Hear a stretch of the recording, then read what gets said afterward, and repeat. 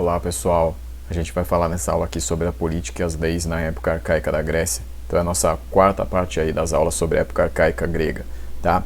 Então, vocês estão vendo aí o título, né? A gente vai tratar disso. Bom, a primeira coisa, pessoal, primeiro legislador aí que a gente vai falar da época é o Drácon, tá? O Drácon, ele vai ganhar uma importância muito grande porque ele vai receber o título de arconte aí no ano de 621. E a partir disso, pessoal, ele vai implementar várias reformas necessárias para o desenvolvimento de Atenas. Qual era a reclamação de Atenas aí, dos atenienses em geral, principalmente os mais pobres? É porque não havia um corpo de leis escrito, né? Esse corpo de leis aí, essas leis aí que fossem estabelecidas, elas precisavam estabelecer uma igualdade de condições, pelo menos na questão formal, para que os ricos não se dessem bem todas as vezes aí nas relações sociais em relação aos pobres, né? O que se reclamava é que a lei era feita por quem tinha força, né? Ou seja, ela era falada e quem tinha mais riquezas acabava prevalecendo nisso. Então era uma reclamação muito grande dos mais pobres. Aí o Drácon, né, que em 621 vai chegar então a ser arconte, ele vai pensar nisso e vai estabelecer o primeiro código de leis escrito aí da história da Grécia, né, de Atenas no caso, tá? Bom, o que acontece, pessoal, é que em 620 a.C., então, o código de Drácon é estabelecido e vai ser um código muito rígido, porque ele basicamente vai colocar a questão da pena de morte para a maioria dos crimes, né? Então, praticamente todo crime era punido com a pena de morte. Então, uma questão aí que não era só do Drácon na época, né? Porque o pensamento na época, muito baseado naquela ideia da lei do talhão, né? A ideia do olho por olho, dente por dente, isso não era uma coisa só lá da Mesopotâmia, era uma coisa geral, né? Então a justiça na época era muito uma justiça direta, né? Você fez, você vai pagar pelo que você fez na mesma moeda. Então a pena de morte, no caso aí, ela acabava até excedendo, né? Porque para qualquer crime, basicamente, a pena de morte era aplicada, né? Então vai ser um código de leis que vai dar origem até uma expressão que é muito utilizada até hoje, que se chama draconiano. Quando você fala que alguém é draconiano é porque segue muito a regra, a risca, né? Então segue ali com muita rigidez, né? Sem muitas variantes, né? Então, draconiano vem daí essa expressão que é importante ainda hoje, tá? Então, qual tipo de crime, por exemplo, não era punido com a pena de morte? Só se fosse, por exemplo, um homicídio culposo, né? O que é isso? É quando você mata sem intenção, né? Então por isso que é culposo, diferente de doloso, que é quando você tem a intenção realmente assim de praticar o dolo, ou seja, de praticar o prejuízo ao outro, né? Então quando era culposo, você não era punido com a morte, né? Bom, então essa aí era a primeira legislação de Atenas, tá? A primeira grande legislação aí. Bom, o que acontece, pessoal, é o seguinte, aqui, apesar das intenções do Drácon aí de tentar melhorar a situação ateniense, não vai ser o suficiente, tá? Então Drácon não vai ter sucesso. E aí o legislador seguinte, que vai tentar fazer algumas mudanças a mais aí nas leis atenienses, será o Solon, tá? Então o Solon, pessoal, ele chega ao poder, né? Então tá aí uma imagem que é atribuída a ele, é o busto, né? Que é essa imagem que sempre mostra a cabeça, o pescoço e os ombros aí para cima. Ele se torna legislador, então, aí no início do século 6 a.C., então, 594 a.C., não esqueça que a gente está falando de antes de Cristo, né? Então a contagem ela é decrescente, né? E aí, então, no início do século 6 a.C., o Solon assume, tá? Como arconte. Então o que vai acontecer, pessoal? Quais são as medidas do Solon, tá? Então o Solon, pessoal, ele vai fazer algumas coisas aí muito importantes, né, para Atenas. Então, quais vão ser essas medidas? Então, primeiro, perdão das dívidas dos camponeses. Então, era uma reclamação também muito grande, que muitos camponeses acabavam se tornando escravos, porque eles empobreciam, e dessa forma eles acabavam virando escravos, né, dos eupátridas, e muitas vezes não conseguiam retornar à sua condição anterior de liberdade, né? Então, o que o Solon fez para melhorar a vida dessas pessoas foi acabar com essa ideia da escravidão por dívidas, tá? Então, perdão das dívidas dos camponeses em primeiro lugar, né? E proibição da escravidão por dívidas logo em seguida, tá? Outra coisa que ele fez, a limitação ao tamanho das terras dos nobres, né? Então, assim, os nobres tinham propriedades muito maiores do que as propriedades dos camponeses, então o Solon acaba estabelecendo a situação de os ricos, né, terem ali um limite para o crescimento das suas terras, né? Então, o que vai acontecer é que ele começa a incomodar as classes mais ricas, né, os eupátridas. E aí, pessoal, seguinte, outra coisa aí, ele vai dar direito de voto aos trabalhadores livres, tá? Então, os trabalhadores livres, eles vão começar a poder votar, mesmo sem ter propriedades, porque tinha essa questão também, né? Se você tivesse posse, você tinha mais direitos do que quem não tinha, né? Então, essa era a regra na época. Então, mesmo se você não tivesse terras, mesmo se você não tivesse posse alguma, você teria o direito ao voto aí pelas leis do Solon, tá? Bom, outra coisa também do Solon, pessoal, é a divisão do povo em 4 partes, tá?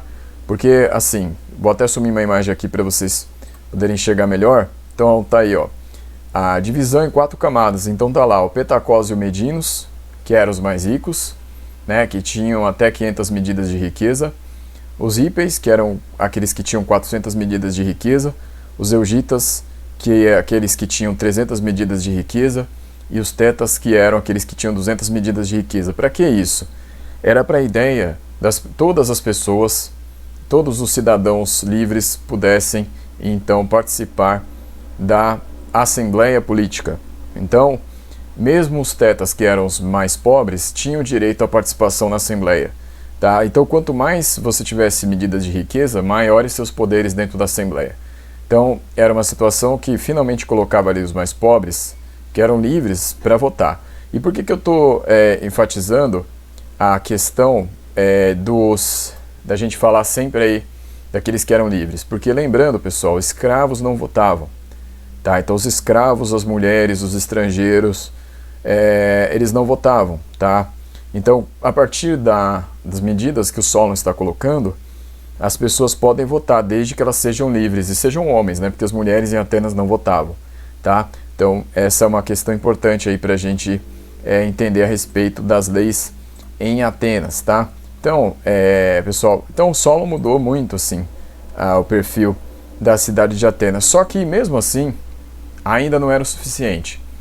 Os mais pobres reclamavam que na questão que realmente era a mais importante, que era a questão da propriedade, deles terem terras para poder plantar, ainda não estava muito boa a situação. E aí vai aparecer um homem aí que vai ter muito apelo popular, chamado Pisístrato. Tá? Então, o que o Pisístrato vai fazer? Ele vai conseguir chegar ao poder. E aí, chegando ao poder, pessoal, ele vai iniciar uma tirania, tá?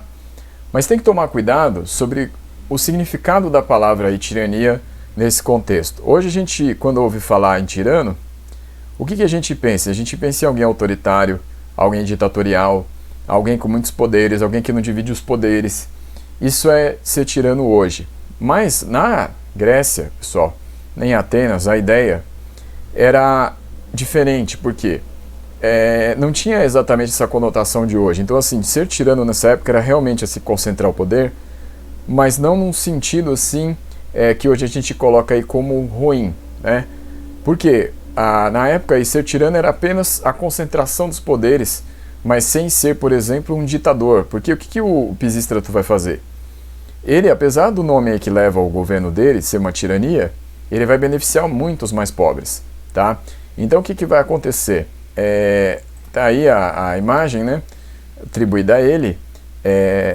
Ele vai chegar ao poder, pessoal, apoiado pelos camponeses, né, pelos pobres, né, pelos artesãos também. E aí, dessa forma, né, sumir aqui minha imagem de novo, o Pisístrato, pessoal, vai ter um governo muito bem sucedido na ideia de contentar as pessoas das classes populares, tá? Então, o que vai acontecer? Quais são as medidas dele, né? Então, o governo dele é entre 561 a.C. a 527 a.C.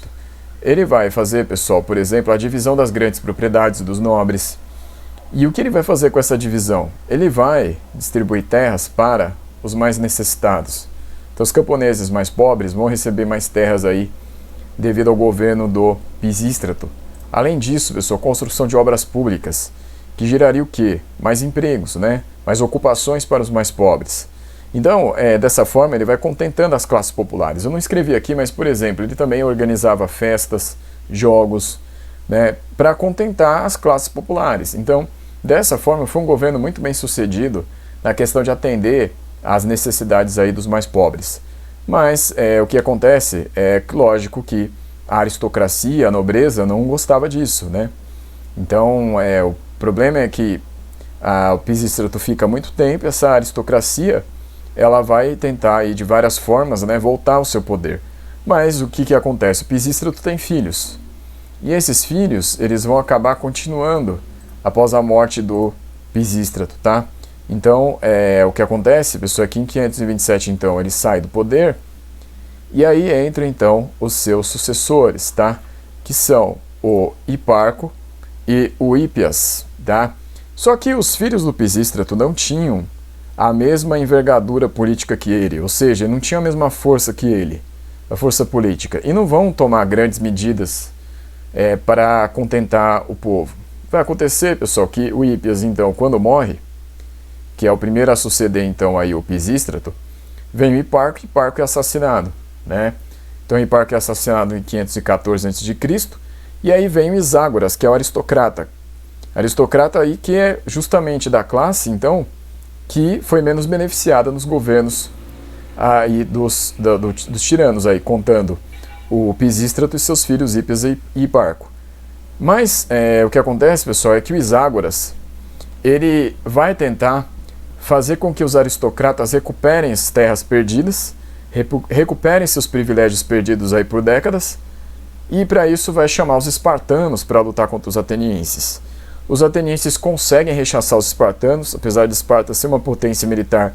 Os espartanos que vão para Atenas são rechaçados, né, são derrotados, e aí os atenienses vão acabar instituindo para o Iságoras, que foi esse traidor da cidade, a expulsão dele, numa coisa chamada ostracismo, tá?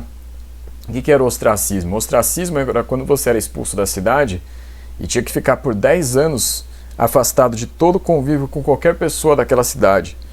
Então, foi essa punição aí que o Iságoras sofreu, mesmo sendo aristocrata, né? Mesmo sendo aí dos nobres, ele foi punido. Ele foi expulso, então, de Atenas aí, nessa questão do ostracismo, né? Ostracismo hoje tem um outro significado. A gente chama ostracismo esquecimento, né? Quando você, por exemplo, se alguém fala, fulano caiu no ostracismo, quer dizer, caiu no esquecimento. Então era mais ou menos também essa ideia, e tinha também um pouco essa ideia no significado antigo, que era mandar alguém para o esquecimento realmente, assim, mas era na ideia de desterro, né? Mandar a pessoa para longe, né? E ficar ali por 10 anos, né? Sem poder voltar. Então essa era a ideia. Normalmente era alguma ilha, né? Distante, enfim, era dessa forma, tá?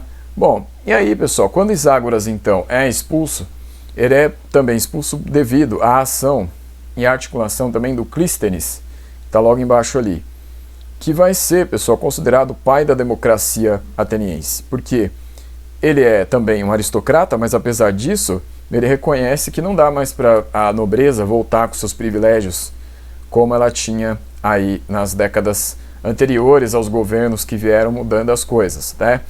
Então o que ele vai fazer? Ele vai estabelecer uma série de regras para poder fazer com que Atenas se adaptasse aí aos novos tempos, né, e aceitasse as mudanças que tinham acontecido e também fizesse novas mudanças, né, para poder aperfeiçoar o governo aí, de Atenas. E aí por isso que ele vai ser chamado de pai da democracia, tá? Mas, pessoal, o que ele vai fazer exatamente aí para ser conhecido como pai da democracia? Eu continuo na próxima aula falando sobre isso. Então, por enquanto é só.